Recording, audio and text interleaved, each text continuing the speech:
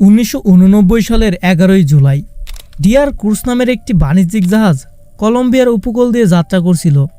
হঠাৎ জাহাজটির ক্যাপ্টেন লক্ষ্য করেন তাদের সামনে একটি ছোট্ট দ্বীপ দেখা যাচ্ছে। কিছুটা এগিয়ে যেতেই ক্যাপ্টেন দেখতে পায় দ্বীপটিতে একটি ছোট্ট নৌকা বাঁধা রয়েছে, যার উপরে লেখা ছিল সারাজো। নৌকা দেখে ক্যাপ্টেন ভেবেছিল দ্বীপটিতে কেউ রয়েছে, কিন্তু এই নির্জন দ্বীপে কেউ কেন থাকবে? তাছাড়াও দ্বীপটি ছিল উপকূল থেকে অনেকটাই দূরে, তাই এখানে কোনো মানুষ তো থাকার কথা নয়। ক্যাপ্টেন বিষয়টি ভালোভাবে দেখার জন্য জাহাজটিকে দ্বীপটির কাছে নিয়ে যায়। জাহাজ থেকে ক্যাপ্টেন নামতেই দেখতে পেলেন একটি পুরনো ভাঙা নৌকা, যেটি বালির স্তরে ঢাকা পড়ে আছে। কাছেই মাটির তৈরি একটি ঘর, যা প্রায় বিলীন হয়ে গিয়েছে। এছাড়াও সেখানে আগুন জ্বালানোর স্থান, খাবার দাবারের ব্যবস্থাও ছিল। দেখে মনে হচ্ছিল অনেক দিন ধরেই কেউ এই নির্জন দ্বীপে বসবাস করে এসেছে, কিন্তু ক্যাপ্টেন আশেপাশে কোনো মানুষেরই দেখা পেলেন না। দ্বীপটিতে আরও ভালোভাবে দেখার জন্য ক্যাপ্টেন দ্বীপটির গভীরে ঢুকতে শুরু করেন, কিন্তু কিছুটা গভীরে ঢুকতেই তারা এমন কিছু দেখতে পেলেন যা দেখে ক্যাপ্টেন সহ জাহাজের সকল ক্রুদের গায়ের রক্ত হিম হয়ে গিয়েছিল। এটি এমন এক রহস্য যার সমাধান আজও পর্যন্ত কেউ করতে পারেনি। তো স্বাগতম আপনাকে ওয়েট ফ্যাক্ট বাংলা চ্যানেলের আরও একটি নতুন ভিডিওতে। ঘটনাটি শুরু 1979 সালের 11 ফেব্রুয়ারি। রাল্ফ মালিয়া নামের এই ব্যক্তি সিদ্ধান্ত নেয় সে তার বন্ধুদের নিয়ে মাছ ধরতে সমুদ্রে যাবে। 27 বছর বয়সে রাল্ফ তার বাসা থেকে কিছুটা দূরে একটি ওয়ার্কশপে কাজ করত এবং তার বাসা সমুদ্রের উপকূলের কাছে হওয়ায় সে প্রতি রবিবার সমুদ্রে মাছ ধরতে যেত। প্রতিবারের মতো সেদিনও সে মাছ ধরার উদ্দেশ্যে তার 4 বন্ধু প্র্যাট, পিটার, বেনি এবং স্কটকে ডাকল এবং 5 বন্ধু মিলে সমুদ্রের দিকে যাত্রা শুরু করলো মাছ ধরার জন্য। ওই দিন আকাশও ছিল পরিষ্কার এবং আবহাওয়াও ছিল শান্ত। তারা সবাই একটি ছোট্ট নৌকা নিয়ে সমুদ্রের পথে যাত্রা শুরু করলো। সেই নৌকাটির নাম ছিল সারাজো। নৌকাটি ছোট হলেও বেশ শক্তিশালী ছিল, কিন্তু তখনও তারা জানতো না এটিই ছিল তাদের শেষ সমুদ্র যাত্রা। কিছু সময়ের মধ্যে তারা উপকূল থেকে অনেকটা দূরে চলে আসে এবং সেখানে মাছ ধরতে শুরু করে। বেশ ভালোই মাছ ধরছিল তারা। এর ঠিক 1 ঘন্টা 18 মিনিট পর হঠাৎ আবহাওয়া পরিবর্তন হতে শুরু করে। কালো মেঘে আকাশ ঢেকে যায়, সজোরে হাওয়া বইতে শুরু করে এবং দেখতে দেখতে কয়েক মিনিটের মধ্যেই আবহাওয়া একটি ভয়ঙ্কর ঝড়ের রূপ নেয়। তারা সবাই যত দ্রুত সম্ভব ফিরে আসার চেষ্টা করে, কিন্তু নৌকা অনেক ছোট হওয়ায় তারা ঝড়ের মধ্যে আটকে পড়ে এবং এরপর তাদের আর কোনো খোঁজ পাওয়া যায়নি। সারাদিন পেরিয়ে সন্ধ্যা নেমে আসে, কিন্তু রাল্ফ, প্যাট, পিটার, বেনি এবং স্কট কেউই ফিরে আসে না। এরপর তাদের ফ্যামিলি কলম্বিয়া কোস্টগার্ডের সাহায্যে তাদের খুঁজতে শুরু করে। 44টি বিমান, 70,000 বর্গমাইল এলাকা, 330 ঘন্টার অনুসন্ধান। এটি ছিল হাওয়াইয়ের ইতিহাসে সবথেকে বড় অনুসন্ধান। কিন্তু এত খোঁজাখুঁজির পরও না তো তাদের 5 জনের কোনো খোঁজ পাওয়া যায়, আর না তো সেই নৌকাটিকে খুঁজে পাওয়া যায়।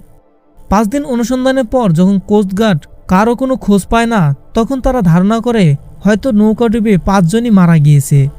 তাই তারা অনুসন্ধান বন্ধ করে দেয়, কিন্তু তাদের পরিবারগুলো এই ধারণাকে অস্বীকার করে এবং তারা নিজেরাই অনুসন্ধান চালিয়ে যেতে থাকে। কিন্তু মাসের পর মাস খোঁজার পরও তারা কিছুই পায় না, শুধু একটি লাইফ জ্যাকেট পায় যেটি ওই নৌকারও ছিল না। এরপর তারাও বিশ্বাস করতে শুরু করে যে তাদের ছেলেরা সত্যি সমুদ্রে ডুবে মারা গিয়েছে এবং খোঁজাখুঁজি বন্ধ করে দেওয়া হয়। সময়ের সাথে সাথে এই রহস্য চাপা পড়ে যায়। এর প্রায় 10 বছর পর 1988 সালে একটি বাণিজ্যিক জাহাজ, যার নাম ছিল ডিয়ার ক্রুজ, এই জাহাজটি কলম্বিয়ার সমুদ্র দিয়ে যাত্রা করছিল। হঠাৎ জাহাজের ক্যাপ্টেন একটি ছোট্ট দ্বীপ দেখতে পায়। সেখানে বালির ভেতর একটি ভাঙা নৌকা আটকে ছিল, যার গায়ে লেখা ছিল সারাজো। হ্যাঁ, এটি সেই নৌকা যেটি নিয়ে রাল্ফ এবং তার বন্ধুরা মাছ ধরতে সমুদ্রে বের হয়েছিল। জাহাজের ক্যাপ্টেন আর ক্রুরা মিলে পুরো দ্বীপটিতে খোঁজ করতে থাকে কেউ আছে কি না, কিন্তু অবাক করার বিষয় হলো দ্বীপটিতে কেউই ছিল না। কিন্তু একটু ভেতরে ঢুকতেই ক্যাপ্টেন একটি অদ্ভুত এবং ভয়ঙ্কর জিনিস দেখতে পায়। সে লক্ষ্য করে ভাঙা নৌকাটির পাশে একটি কবর রয়েছে। কবরটি দেখে জাহাজের ক্যাপ্টেন এবং ক্রুরা ভয় পেয়ে যায় এবং তারা যত দ্রুত সম্ভব বিষয়টি কলম্বিয়ার কোস্টগার্ডকে জানায়। কোস্টগার্ড দেখতে পায় এটি সেই নৌকা যেটি আজ থেকে প্রায় 10 বছর আগে সমুদ্রে হারিয়ে গিয়েছিল। কিন্তু এখন প্রশ্ন হলো, আসলে কবরটি কার? তারা ধারণা করে কবরটি সেই 5 বন্ধুর মধ্যেই হয়তো কারো। কিন্তু ঠিক এখানেই জন্ম নেয় সবথেকে বড় রহস্য। যদি কবরটি সেই 5 জনের মধ্যেই কারো হয়ে থাকে, তাহলে বাকি 4 জন কোথায় গেল? নৌকাটি বা কিভাবে দ্বীপটিতে পৌঁছালো এবং ওই একজনকে কবরই বা কে দিল? সবথেকে বড় সমস্যা হলো কবরটির মাটি তখনও নরম ছিল এবং কবরটি পুরোপুরি নতুন ছিল। তার মানে কবরটি বেশি দিন আগে দেওয়া হয়নি। বিশেষজ্ঞদের ধারণা ওই দিন ঝড়ের কবলে পড়ে রাল্ফের 4 বন্ধু সমুদ্রে ডুবে মারা যায় এবং তাদের দেহগুলো সমুদ্রের গভীরে হারিয়ে যায়। রাল্ফ কোনোভাবে বেঁচে যায় এবং সে ওই দ্বীপটিতে গিয়ে পৌঁছায়। যেহেতু ঝড়ে তার নৌকা ভেঙে গিয়েছিল তাই সে আর ফিরে আসতে পারেনি। উপায় না পেয়ে সে ওই দ্বীপেই বসবাস করতে শুরু করে। মাটি দিয়ে ঘর তৈরি করে, আগুন জ্বালায় এবং সমুদ্রের পাখি এবং মাছ শিকার করে খাবারের জোগাড় দেয়। তাদের ধারণা মতে রাল্ফ 10 বছর এই দ্বীপেই বেঁচে ছিল এবং নৌকাটি খুঁজে পাওয়ার ঠিক কিছুদিন আগেই মারা যায়। কেননা সেই কবরে থাকা লাশের যে ডিএনএ পাওয়া যায় সেটি রাল্ফেরই ছিল। তার মৃত্যুর কারণ হিসাবে পাওয়া যায় সমুদ্রের নোনা জল এবং প্রতিকূল আবহাওয়া। কিন্তু এখন প্রশ্ন হলো, রাল্ফকে কে কবর দিল? ধারণা করা হয় রাল্ফের মৃত্যুর কয়েকদিন পর হয়তো কোনো মাছ ধরার নৌকা সেই দ্বীপটির কাছ দিয়ে যাচ্ছিল। তারা হয়তো কোনো কারণে সেই দ্বীপটিতে গিয়েছিল এবং সেখানে রাল্ফকে মৃত অবস্থায় পায়।